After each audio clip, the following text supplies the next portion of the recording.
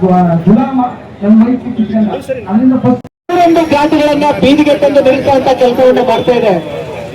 ನಮ್ಮ ಪ್ರಶ್ನೆ ಸರ್ಕಾರಕ್ಕೆ ಕೇಳ್ತಕ್ಕಂಥದ್ದು ಸಾಕಷ್ಟು ಪ್ರಶ್ನೆಗಳಿದ್ದಾವೆ. ಗುಂಡ್ಲುಪೇಟೆ ತಾಲೂಕು ಬಲಗೈ ಜಾತಿಗಳ ಒಕ್ಕೂಟ ಹಾಗೂ ವಲಯ ಬ್ರಿಗೇಡ್ ವತಿಯಿಂದ ನಾವು ಏನು ಬೃಹತ್ ಪ್ರತಿಭಟನಾ ರ್ಯಾಲಿಯನ್ನ ದಯಮಾಡಿ ಅತೀತವಾಗಿ ನನ್ನ ವಲಯ ಸಮಾಜದ ಬಂಧುಗಳು ಇವತ್ತು ಸೇರಿದಿವೆ.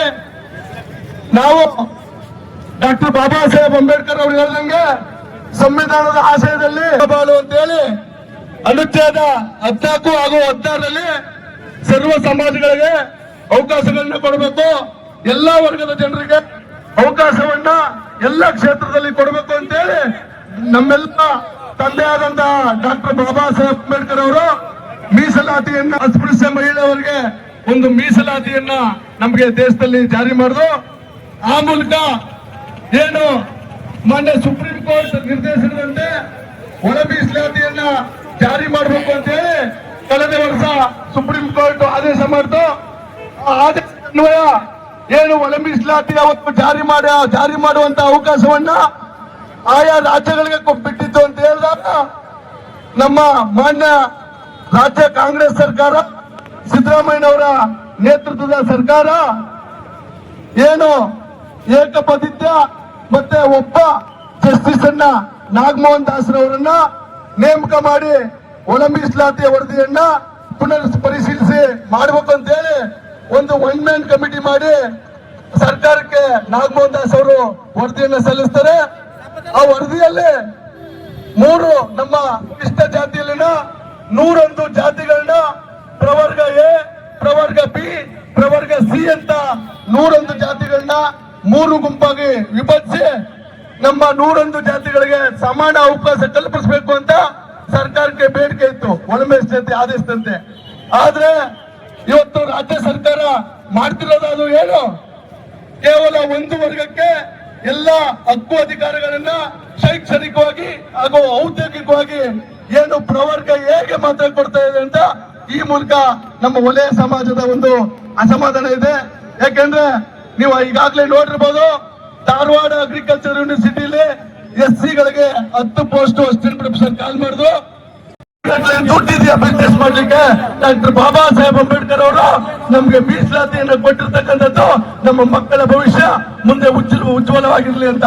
ಆದ್ರೆ ಮಾನ್ಯ ಸಿದ್ದರಾಮಯ್ಯ ಅವರ ಸರ್ಕಾರ ಇವತ್ತು ಏನು ದಲಿತ ಮುಖ್ಯಮಂತ್ರಿಯನ್ನ ಕೇಳ್ತೀರಿ ಅಂತ ಹೇಳಿ ಇವತ್ತು SC ಗಳನ್ನ 101 ಜಾತಿಯನ್ನ ಇವತ್ತು 3 ಗುಂಪುಗಳಾಗಿ ಮಾಡಿ ನಾಳೆ ದಿನ ದಲಿತ ಮುಖ್ಯಮಂತ್ರಿ ಅಂತ ಬಂದ್ರೆ ಪ್ರವರ್ಗ ಎ ಮಾದಿಗ ಸಂಬಂಧಿತ ಜಾತಿಗಳು ನೀವು ಆರಿದ್ರಿ ಕೂತ್ಕೊಳ್ರಿ ಅಂತಾರೆ, ಪ್ರವರ್ಗ ಬಿ ವಲಯ ಸಂಬಂಧಿತ ಜಾತಿಗಳು ನೀವು ಆರಿದ್ರಿ ಕೂತ್ಕೊಳ್ರಿ ಅಂತ ಹೇಳಿ ಇವತ್ತು ದಲಿತ ಮುಖ್ಯಮಂತ್ರಿ ಶಾಶ್ವತವಾಗಿ ಕರ್ನಾಟಕದಲ್ಲಿ ಆಗ್ಬಾರ್ದು ಅಂತ ಹೇಳಿ ಮಾನ್ಯ ಸಿದ್ದರಾಮಯ್ಯ ಅವರು ಕುತಂತ್ರ ಮಾಡಿದ್ದಾರೆ.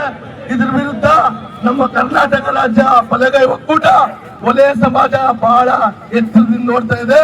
ಮುಂದಿನ ದಿನಗಳಲ್ಲಿ ನೀವು ಏನು 27ನೇ ತಾರೀಕು ಕ್ಯಾಬಿನೆಟ್ ಡಿಸಿಷನ್ ಮಾಡ್ತೀರಿ, ಆ ಕ್ಯಾಬಿನೆಟ್ ಡಿಸಿಷನ್ ನಮ್ಮ ವಲಯ ವಿರೋಧಿಗೆ ನೀತಿ ಏನಾದ್ರು ಬಂದ್ರೆ ಈ ರಾಜ್ಯದಲ್ಲಿ ರಕ್ತಪಾತ ಆಗುತ್ತೆ.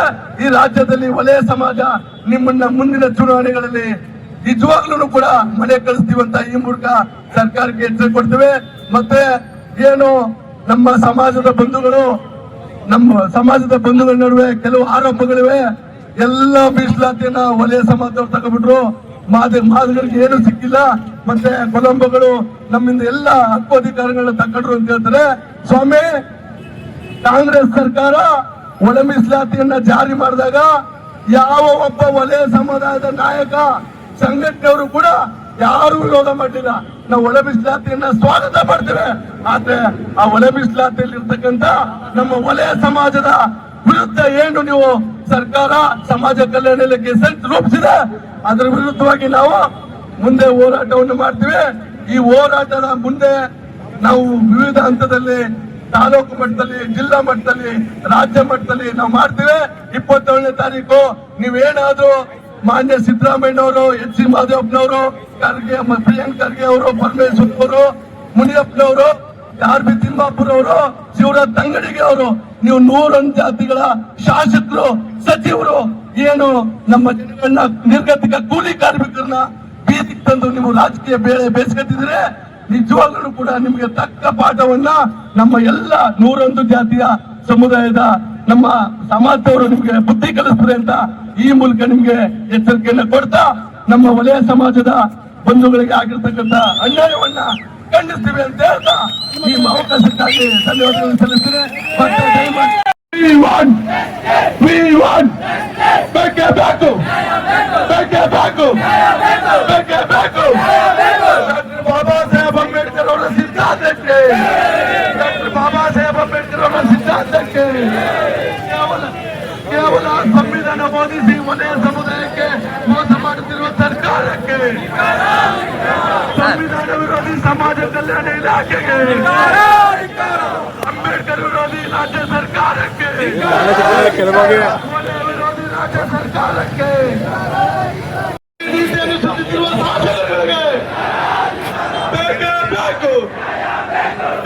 ಬೇಕು ವಲಯ ಸಮುದಾಯಕ್ಕೆ ರಾಷ್ಟ್ರ ಬಿಂದುವಿನಲ್ಲಿ ಅನ್ಯಾಯ ಮಾಡುತ್ತಿರುವ ರಾಜ್ಯದ ಕಾಂಗ್ರೆಸ್ ಸರ್ಕಾರಕ್ಕೆ ವಲಯ ಸಮುದಾಯಕ್ಕೆ ಅನ್ಯಾಯ ಸಿಗುತ್ತಿರುವ ಸಮಾಜ ಕಲ್ಯಾಣ ಇಲಾಖೆಗೆ ವಲಯರ ಓಟನ್ನು ತೆಗೆದುಕೊಂಡು ಗೆದ್ದಿರ್ತಕ್ಕಂಥ ಪ್ರಿಯಾಂಕರ್ಗೆ ಎಚ್ ಸಿ ಮಾದೇವಪ್ಪ ಅವರಿಗೆ ಪರಮೇಶ್ವರ್ ಅವರಿಗೆ ನಮ್ಮ ಹಕ್ಕನ್ನು ಕಾಪಾಡುವ ವಲಯ ಸಚಿವರಿಗೆ ನಮ್ಮ ಮಕ್ಕಳ ಭವಿಷ್ಯಕ್ಕೆ ಕೊಳ್ಳೆ ಹಿಡಿದಿರುವ ಸಮಾಜ ಕಲ್ಯಾಣ ಇಲಾಖೆಗೆ ನಮ್ಮ ಮಕ್ಕಳ ಹಕ್ಕನ್ನು ಕಿತ್ತುಕೊಳ್ಳುತ್ತಿರುವ ಸರ್ಕಾರಕ್ಕೆ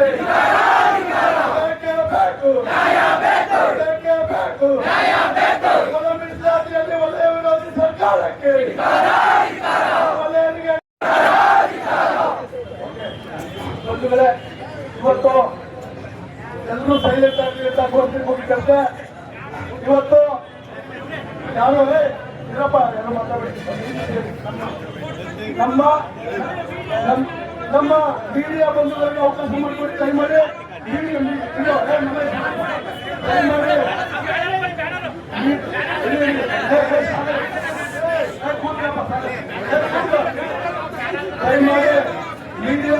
ಮೀಡಿಯಾದವರು ನಮಗೆ ಸಹಕಾರ ಕೊಡಬೇಕು. ಮೀಡಿಯಾದವರು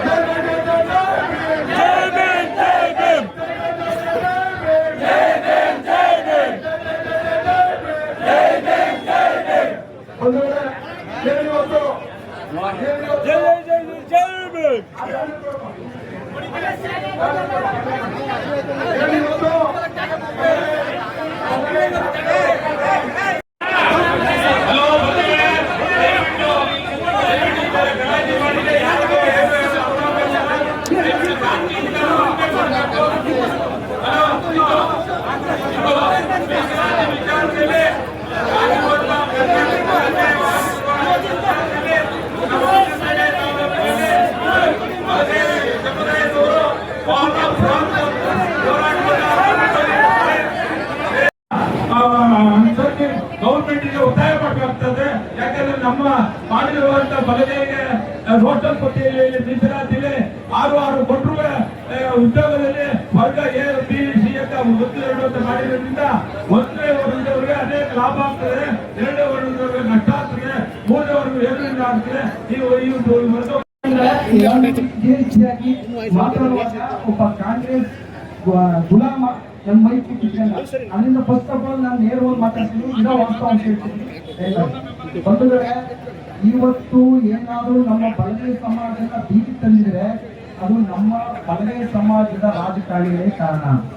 ಅರ್ಥ ಮಾಡ್ಕೊಳ್ಳಿ. ಯಾಕೆ ಕಾರಣ ಅಂತದನ್ನ ನಾನು ಹೇಳ್ತೀನಿ. ಸಚಿವರು ಏನಾಗಿದ್ದಾರೆ ಅವರೇ ನಮ್ಮನ್ನ ಇವತ್ತು ಬೀದಿಗೆ ತಂದಿರ್ತಕ್ಕಂಥದ್ದು. ಈ ಒಂದು ಒಳ ಮೀಸಲಾತಿ ಅಂತಕ್ಕಂಥದ್ದು ಕಾಂಗ್ರೆಸ್ ಪಕ್ಷದ ಪ್ರಣಾಳಿಕೆಯಲ್ಲಿ ಅನೌನ್ಸ್ ಮಾಡಿದಂತ ಒಂದು ಹುನ್ನಾರ. ಈ ಕಾಂಗ್ರೆಸ್ ಪಕ್ಷದ ಪ್ರಣಾಳಿಕೆಯ ಅಧ್ಯಕ್ಷ ಯಾರಾಗಿದ್ರು ಅಂದ್ರೆ ತಾವೆಲ್ಲ ಅರ್ಥ ಮಾಡ್ಕೋಬೇಕು, ಜಿ ಪರಮೇಶ್ವರು ಈ ಹಿಂದೆ ವಿಧಾನಸಭಾ ಚುನಾವಣೆ ಆಗ್ತಕ್ಕಂಥ ಸಂದರ್ಭದಲ್ಲಿ ಕಾಂಗ್ರೆಸ್ ಪಕ್ಷದ ಪ್ರಣಾಳಿಕೆಯನ್ನ ಅಧ್ಯಕ್ಷರಾಗಿದ್ರು. ಆಗ ಈ ಒಂದು ಪ್ರಣಾಳಿಕೆಯಲ್ಲಿ ಒಳ ಮೀಸಲಾತಿಯನ್ನು ಸೇರಿಸುವಾಗ ನಮ್ಮ ಜನಾಂಗಕ್ಕೆ ಅನ್ಯಾಯ ಆಯ್ತದೆ ಅಂತಕ್ಕಂಥ ಕಾಮನ್ ಸೆನ್ಸ್ ಅವ್ರಿಗಿದ್ರೆ ಅವ್ರು ಈ ಒಂದು ವಿಚಾರನ ಅಲ್ಲಿ ಪ್ರಣಾಳಿಕೆಯಲ್ಲಿ ತರ್ತಿರ್ಲಿಲ್ಲ. ಈಗ ಕಾಂಗ್ರೆಸ್ ಪಕ್ಷ ಪ್ರಣಾಳಿಕೆಯಲ್ಲಿ ಅನೌನ್ಸ್ ಮಾಡ್ಬಿಟ್ಟಾರೆ, ನಾವು ಒಳ ಮೀಸಲಾತಿನ ಜಾರಿ ಮಾಡೇ ಮಾಡ್ಬಿಡ್ತೀವಿ ಅಂತಾರೆ. ಸಮಾಜದವರು, ಕಮಿಷನರು ಬಲಗೈ ಸಮಾಜದವರು, ಇವರೆಲ್ಲರೂ ಸಹ ಬಲಗೈ ಸಮಾಜದವ್ರು ಇದ್ರು ಸಹ ಈ ಒಂದು ಬಲಗೈ ಸಮಾಜಕ್ಕೆ ಅನ್ಯಾಯ ಆಗದ ಅಂತಂದ್ರೆ ನಾವು ಯಾರನ್ನ ಪ್ರಶ್ನೆ ಮಾಡ್ಬೇಕು? ಇವರೆಲ್ಲ ಯಾತಕ್ಕಿರೋದು? ಇಲ್ಲಿರ್ತಕ್ಕಂಥ ಒಬ್ಬ ಜಿಲ್ಲೆಯ ಶಾಸಕರು ಒಂದ್ ಮಾತು ಹೇಳ್ತಾರೆ, ಬಲಗೈ ಸಮಾಜಕ್ಕೆ ಏನಾದ್ರು ಅನ್ಯಾಯ ಆಗ್ಬಿಟ್ರೆ ಇರ್ತಕ್ಕಂಥ ಸಚಿವರೆಲ್ಲ ರಾಜೀನಾಮೆ ಕೊಟ್ಬಿಟ್ರಂತೆ ಅಂತ ಮಾತಾಡ್ತಾರೆ. ಇದುವರೆಗೂ ಒಬ್ಬ ಧ್ವನಿ ಎತ್ತಿಲ್ಲ.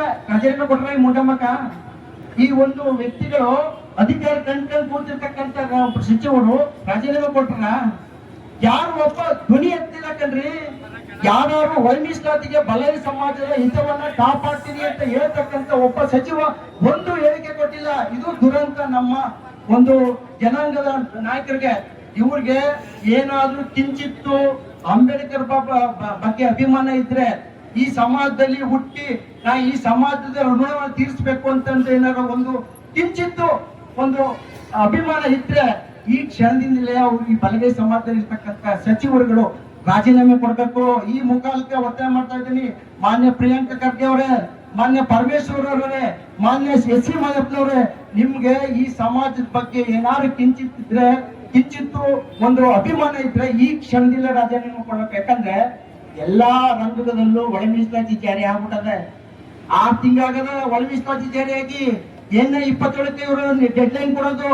ಈಗ ಆಲ್ರೆಡಿ ಒಳ ಮೀಸಲಾತಿ ಎಲ್ಲಾ ಶೈಕ್ಷಣಿಕ ವಲಯದಲ್ಲಿ ಜಾರಿಲದೆ.